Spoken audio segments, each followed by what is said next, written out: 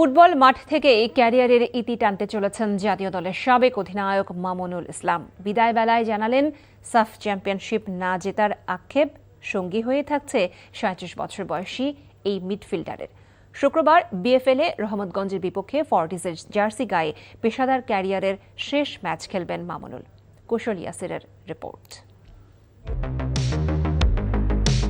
১৯৯৭ সালে বিকেএসপিতে জিমন্যাস্টিক্সে ভর্তি হলেও পরে ফুটবলে যুক্ত হন।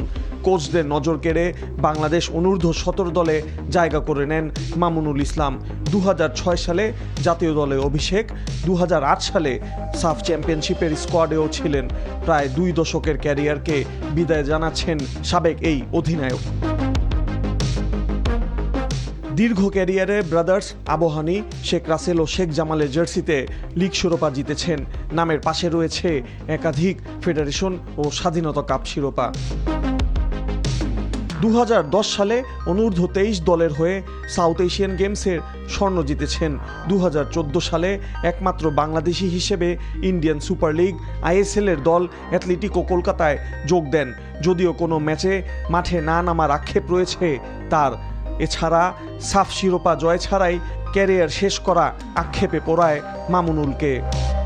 দুইটা জিনিস আমাকে খুব কষ্ট দেয়, একটা হলো সাফ না জিতা, আর একটা হচ্ছে আপনার এই আইএসএল এ ম্যাচ না খেলা। এই দুইটা জিনিস আই ডোন্ট নো ফিউচার পর্যন্ত আমাকে কষ্ট দিয়ে যাবে। হামজা সুমিতদের হাত ধরে বদলে যাওয়া বাংলাদেশ দলের জন্য অভিজ্ঞ কোচ নিয়োগ করা হবে বলে আশা মামুনুলের। মানুষের যে একটা ক্রেজ, এটাকে যদি আমাকে টিকে রাখতে হয়, আমাদের সবচেয়ে ভালো কোচ আনতে হবে এবং আপনার ন্যাশনাল টিমের রেজাল্ট নিয়ে আসতে হবে। দুইটা জিনিস হলে কিন্তু সব কিছু চেঞ্জ হয়ে যায়। যে জিনিসগুলো আমাদের ফাইন্যান্সিয়ালি প্রবলেম থাকে, ওগুলোও আপনার পূরণ হয়ে যাবে।